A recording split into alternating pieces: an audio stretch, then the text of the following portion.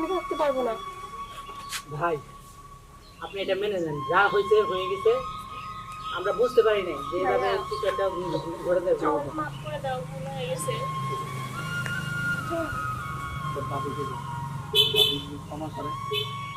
ভাবি অনেক স্বপ্ন দেখতো তাকে নিয়ে, যে আমার নানা একদিন ডাক্তার হবে, এই সমাজকে আলোকিত করবে এবং গরিব দুঃখীকে বিনা সাহায্যে বিনা এতে চিকিৎসা করবে।